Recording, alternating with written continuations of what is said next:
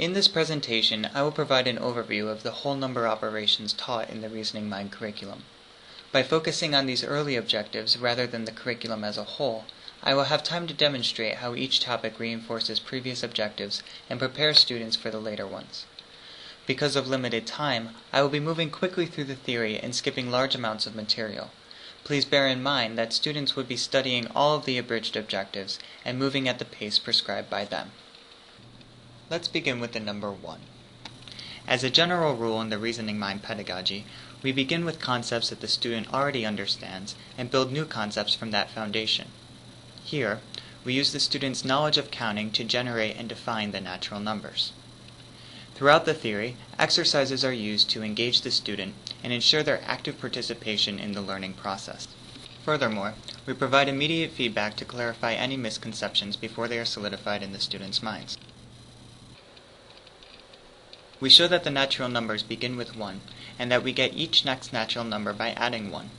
Already, the notion of infinity is introduced by demonstrating that there is no last natural number. After each concept, we provide additional exercises to assess and reinforce what the students have learned. If the student answers an exercise incorrectly, the student is immediately notified and the RM system provides the student with the correct solution and a full explanation. Our definition of the natural numbers leads us to the concept of addition as shown on the number ray. In the Reasoning Mind curriculum, geometric examples are often used to illustrate arithmetic concepts. The number ray is used throughout the curriculum to help students visualize concepts such as addition, subtraction, fractions, and decimals. At this point in the curriculum, we use the number ray rather than the number line because we have not yet introduced negative integers.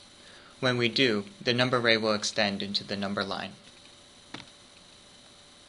On this number ray, we are demonstrating the addition of 4 to 5. As we show, adding 4 to 5 is the same as finding the number 4 places to the right on the number ray, or adding 1 to 5 4 times. Here, the number ray is used to geometrically display the commutative property of addition. To reinforce the definition of addition, we again show 3 plus 6 as adding 1 to 3 6 times. We then show 6 plus 3 gives us the same value as 3 plus 6.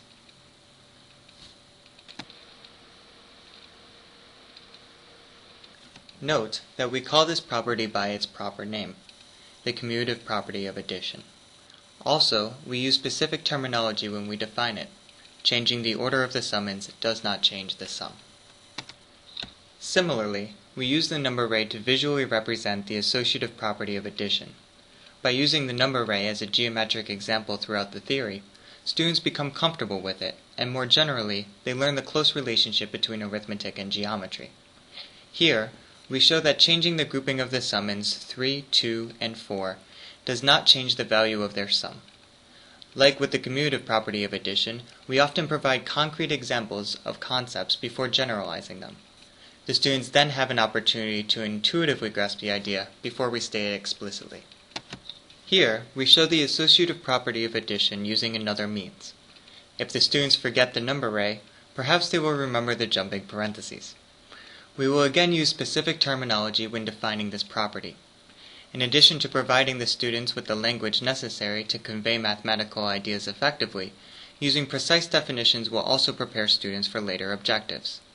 In this case, for example, the students will find that the associative property of multiplication will be defined in the same way, but instead of summons and sums, we will use factors and products. Problems are used in the RM system to provide alternate approaches to the theory material. Therefore, in addition to assessment, problems help students understand the concepts on which they are tested. This is an example of a convenient calculation exercise the students would receive while studying the properties of addition. Prior to this problem, the students are also taught that to calculate conveniently, they should combine numbers that will result in round numbers. This is an example of a level A problem. Level A is the easiest level problem on the RM system. As you can see, it is still clear which numbers to combine, and the process is laid out for the student. The system will check all blanks to ensure that the student is calculating conveniently to arrive at the correct answer. This is an example of a level B problem. It is a higher level in difficulty. The numbers are more difficult, and it is not clear which numbers should be combined. For each of these problems, the grading system respects the commutative property of addition, so the student can add 1030 and 870 in either order to derive the correct answer. This is an example of a level C problem, the most difficult level in the RM system. There are more numbers, not all will be combined, and it is more ambiguous how to calculate them conveniently. Not only do these convenient calculation problems improve the student's number sense and utilization of the properties, the manipulation of numerical expressions prepares them for the manipulation of algebraic expressions when they work with equations in algebra. Another important concept used throughout the reasoning mind theory is expanded form. Expanded form displays a number as a sum of its digits' place values. Here, expanded form is used to reinforce place value by showing that the digit 7 in the thousands place is 7,000, the digit 3 in the hundreds place is 300, and so on. Expanded form is also used to explain the algorithm for column addition. We begin by showing the standard algorithm for column addition, where we align the ones with the ones and the tens with the tens. We then show the column addition notation with the placement of the addition sign and the symbol for the equal sign. Finally, we proceed to add the ones to the ones and the tens to the tens in the traditional fashion. Using the same numbers, we can show the mathematics that occurs behind the column addition algorithm. First, we break the numbers apart into their expanded forms. Next, using the commutative and associative properties of addition, we can group the ones with the ones and the tens with the tens. First, we add the ones, and then we add the tens, just as we did in the column addition algorithm. So, we show that column addition and addition using the expanded form are the same. Column addition is just a more convenient way to group the numbers by place value. In the reasoning mind system, addition is a prerequisite of subtraction. We define subtraction as the process of finding a summand using the sum and the other summand. This definition serves several purposes. First of all, it is a robust definition that will hold even as we introduce negative integers. In contrast, if we were to define subtraction as a sort of taking away, we would have to modify our definition. Second of all, this definition builds on addition. This reinforces addition terminology and highlights the important relationship between addition and subtraction. Also, the definition revolves around finding an unknown, so when the student studies equations, this foundation will already be in place. To illustrate this point, here is our introduction to equations. We show the student that having a variable to represent an unknown is the same thing as having the blank they saw in the definition of subtraction. Already, the student has a background from which understanding algebra is easier. Back to subtraction, here is an example of a level A column subtraction problem. As the easiest level problem, it tests the basics. In this case, it tests whether the student can perform column subtraction on a basic level. Here is an example of a level B problem over column subtraction. Oftentimes, level B problems are multi-step and incorporate other areas of mathematics. In this example, the student must first use column subtraction to find the distance between town A and town B, and is then required to use column addition to find the total distance traveled. Here is an example of a level C problem over column subtraction. As the most difficult level of problem, students are required to use higher order thinking and show their mastery of the topic at hand. Furthermore, by solving this type of problem, the student gains greater insight into the material. In this case, the column subtraction algorithm. Let's now move to the definition of multiplication. As commonly done in the RM program, we begin with a concrete example. In this case, we are adding 3 summands each equal to 4. In other words, multiplying 4 by 3. Here we provide another concrete example, but this time there are bottles grouped together in boxes. Note that as we move toward an unknown number of boxes, we prepare students for algebraic topics by using variables. Variables are introduced early in our curriculum so that when students are expected to use them with fluency, they will not be unfamiliar. Now, using the same example, we test whether the student absorbed the connection between addition and multiplication. Of course, both 6 times 4 and 4 times 6 are accepted in the blanks by the commutative property of multiplication.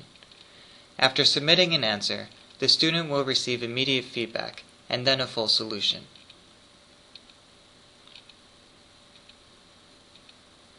For this next problem, I will answer incorrectly to show the system's response.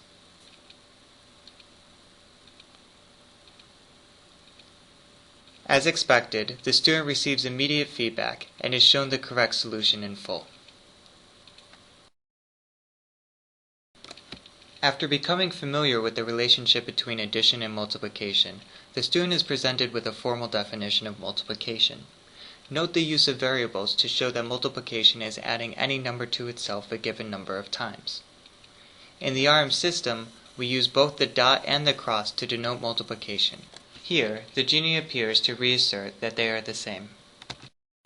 Moving on to the properties of multiplication, we again provide a visual example to illustrate an arithmetic concept.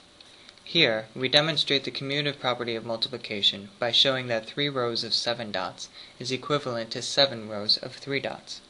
In other words, 3 times 7 is equal to 7 times 3. Once the student grasps this concretely, we move to the general definition that changing the order of the factors does not change the value of the product. Note that this is the same as our definition for the commutative property of addition, but instead of summons we are using factors, and instead of sum we have a product. Again, variables and precise words are used to convey a concise and accurate definition. In column multiplication, expanded form will again be used to explain the mathematics behind the commonly used algorithm. In this example, we put 325 into expanded form, and using the distributive property of multiplication, we multiply 9 to 320 and 5. Then we highlight the one-digit multiplication to which we're accustomed, but reveal how the place values are held. Finally, we add the products to find a result. After showing the logic behind column multiplication, we teach the standard algorithm. Let me re-emphasize that I am moving much faster than any child would. The pace of learning is controlled by the child with the button on the bottom right, so no text would appear or disappear without the student's ready consent. On the right, we show the one-digit calculation so that the student can see that the intermediate result, 45, yields 5 ones for the ones column and 4 tens for the tens column. Then, we will add the 4 tens to the product of 9 and the 2-digit in the tens place, and so on.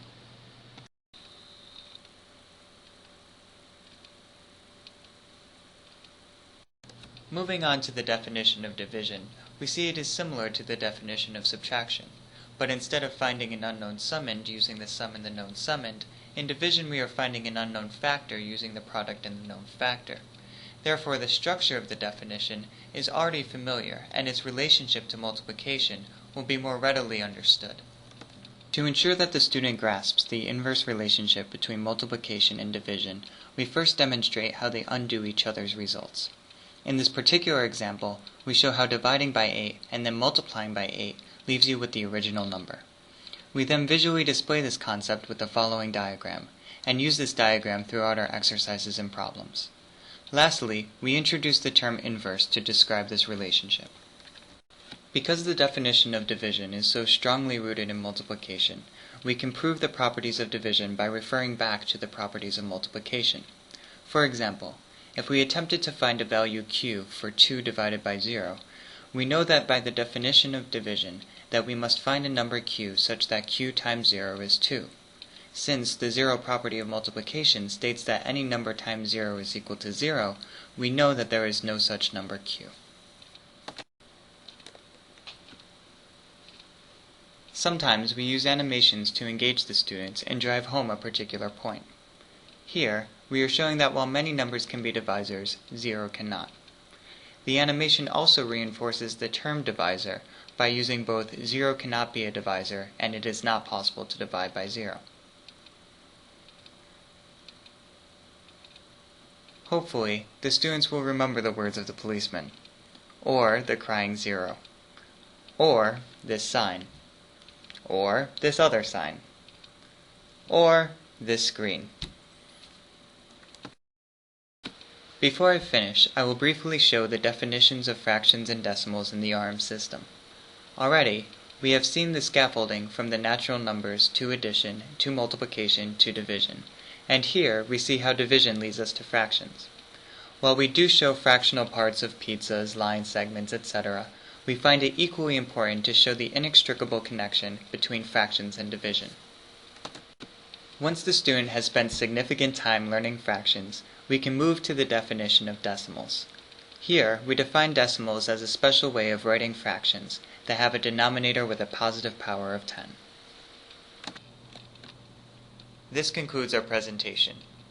Though I only showed a small sample of our material, I hope you have gained a sense of the principles and structure that guide the Reasoning Mind curriculum.